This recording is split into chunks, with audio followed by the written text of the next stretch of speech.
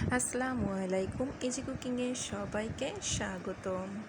ছানার মিষ্টি আমরা কম বেশি অনেকেই তৈরি করে থাকি। তো অনেকেই আবার কমেন্ট করে জানান যে আপু ছানাটা পারফেক্টলি কাটে না, বা ছানাটা শক্ত হয়ে যায়, নরম হয়ে যায়, মিষ্টিটা পারফেক্ট হয় না, মিষ্টি ফেটে যায়, মিষ্টি গলে যায়, অথবা মিষ্টিটা শক্তও হয়ে যায়। তো তাদের সব সমস্যার সমাধান নিয়ে আসলাম আজকের ভিডিওতে।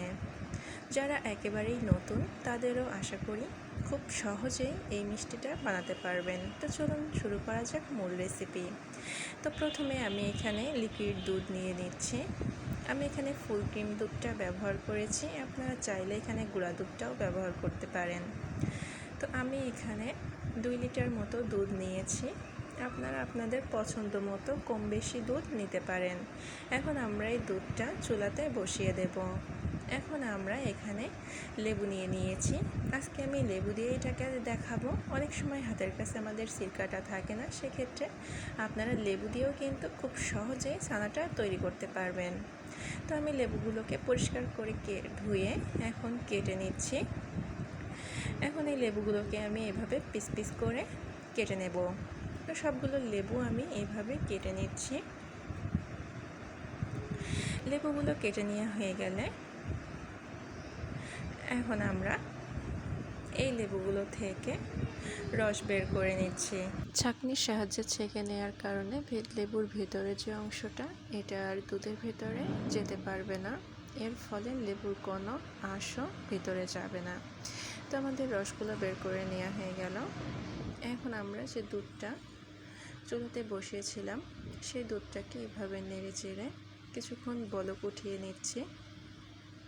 দুধটাকে আমি বলক আসার পরেও 4 থেকে 5 মিনিটের মতো এই দুধটাকে জাল করে নিয়েছি। এখন আমরা উপর থেকে যে লেবুর রসটা বের করে রেখেছিলাম, আস্তে আস্তে করে এই লেবুর রসটা দুধের ভেতরে দিয়ে এইভাবে আলতো করে নেড়ে দেব।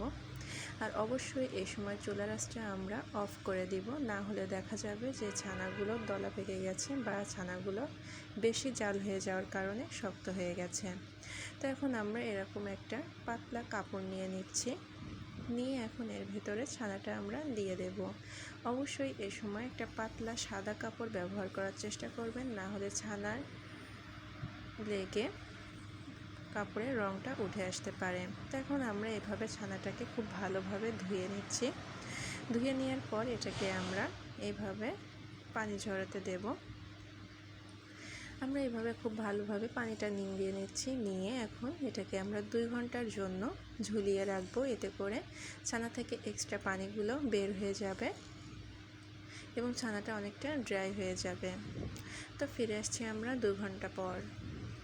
2 ঘন্টা পর এখন আমরা এই ছানাটাকে খুলে নিয়েছি। এখন আমরা এটাকে এই কাপড় থেকে বের করে নেব। ছানাটা থেকে কিন্তু কোনো এক্সট্রা পানি নেই, পানিগুলো সবই বের হয়ে গেছে। তো আমাদের ছানাটাকে বের করা হয়ে গেলে এখন আমরা এটাকে খুব ভালোভাবে হাত দিয়ে এভাবে মুথে নিচ্ছি।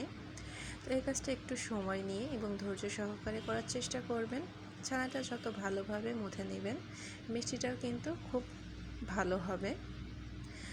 না হলে দেখা যাবে যে মিষ্টির ভেতরে একটা দানা দানা ভাব থেকে গেছে। তো আমরা ছানাটা খুব ভালোভাবে মুথে নিয়েছি। এখন আমি এখান থেকে অল্প অল্প করে ছানা হাতের ভিতরে এইভাবে নিয়ে এখন আমরা এটাকে হাতের মধ্যে 2 হাতের তালুর ভিতরে এইভাবে দিয়ে একটা গোল শেপ দিচ্ছি। আপনারা চাইলে এটা লম্বাও করতে পারেন, আবার গোলও করতে পারেন। তো আমি এখানে এইভাবে গোল করে নিয়ে প্রতিটা মিষ্টি এভাবে বানিয়ে নিচ্ছি। তো আমি এখন প্রতিটা মিষ্টি এখানে বানিয়ে নিয়েছি। এভাবে ফলো করলে কিন্তু আপনাদের মিষ্টিটাও সাদা হবে। চেষ্টা করবেন এই স্টেপগুলো ফলো করার জন্য। এখন আমরা চলে যাব শিরা তৈরি করতে। তো এখানে আমি পরিমাণ মতো পানি দিয়ে নিচ্ছি। দিয়ে নেব এখানে 1.5 কাপ পরিমাণে চিনি। আমি প্রথমে 1 কাপ এবং পরে হাফ কাপ পরিমাণে চিনি এখানে ব্যবহার করেছি। দিয়ে নিচ্ছি এখানে 4-5টা এলাচের মুখ থেতো করে, তারপরে শিরার ভিতরে দিয়ে দিলাম। দিয়ে এটাকে একটু নেড়ে চেড়ে আমরা বলক ওঠা পর্যন্ত অপেক্ষা করছি। তো যখন শিরাটা থেকে বলক উঠতে শুরু করবে তখন আমরা এইভাবে প্রতিটা মিষ্টি একটা একটা করে আলতো করে ছেড়ে দেব। এখন আমাদের সবগুলো মিষ্টি দেওয়া হয়ে গেল। এখন আমরা এটাকে ঢাকনা দিয়ে ঢেকে রান্না করে নেব 20 থেকে 25 মিনিটের মতো। আর অবশ্যই এই সময় চুলার আঁচটা মিডিয়ামে রাখার চেষ্টা করবেন এবং শুরু থেকে শেষ পর্যন্ত একই আঁচে রান্নার চেষ্টা করবেন। এতে করে মিষ্টিগুলো ফেটে যাবে না বা গলে যাবে না। আমরা মাঝে মাঝে এই কড়াইটা ধরে একটু নাড়িয়ে নেব, যাতে মিষ্টিটা ওপর নিচে দুইভাবেই খুব ভালোভাবে কুক হয়। তো আমি কিছুক্ষণ পর পর এই পাতিলটা ধরে একটু নাড়িয়ে দিয়েছি। তো এখন আমরা প্রায় 25 মিনিট পর ফিরে আসলাম। 25 মিনিট পর আমি ঢাকনাটাকে উঠিয়েছি। এর ভিতরে কিন্তু একবারও আমি ঢাকনাটা ওঠাইনি। তো আমাদের মিষ্টিগুলো ফুলে কিন্তু ডাবল হয়ে গেছে। তো এখন আমি একটা চামচের সাহায্যে এই মিষ্টিটাকে একটু আলতো হাতে নেড়ে দিচ্ছি। এই সময় মিষ্টিটা কিন্তু খুবই নরম থাকে। চেষ্টা করবেন চামচটা কম ব্যবহার করার জন্য, এতে করে মিষ্টিগুলো ফেটে যাবে না। তো আমাদের মিষ্টিটা হয়ে গেছে। এখন আমরা এই মিষ্টিটাকে নামিয়ে ঠান্ডা করে নেব এবং সারা রাতের জন্য শিরাতে বসিয়ে রাখব। তো এই স্টেপগুলো ফলো করলে আপনিও কিন্তু এমন সাদা মিষ্টি বা দোকানের মতো পারফেক্ট মিষ্টি তৈরি করতে পারবেন ঘরে বসেই। বিশেষ করে যারা নতুন রাঁধুনি তারাও কিন্তু খুব সহজেই এই মিষ্টিটা বানিয়ে ফেলতে পারবেন এক নিমিষেই। আশা করি আজকের ভিডিও অন্য ভিডিওর মতো ভালো লেগেছে। ভিডিওটি ভালো লাগলে চ্যানেলটি সাবস্ক্রাইব করে পাশে থাকবেন। যে কোনো প্রশ্ন থাকলে কমেন্টের মাধ্যমে জানাতে পারেন। ফ্রেন্ডস অ্যান্ড ফ্যামিলির সাথে শেয়ার করতে পারেন। তো মিষ্টিটা এইভাবে চুপসে নিয়ে যখন আবার শিরাতে দেওয়া হবে, তখন কিন্তু এই মিষ্টিটা আবারও ফুলে টইটুম্বল হয়ে যাবে। তো একটা আপনাদেরকে কেটে দেখাই যে এর ভেতরটাও কিন্তু পারফেক্টলি কুক হয়েছে এবং রসে ভরা।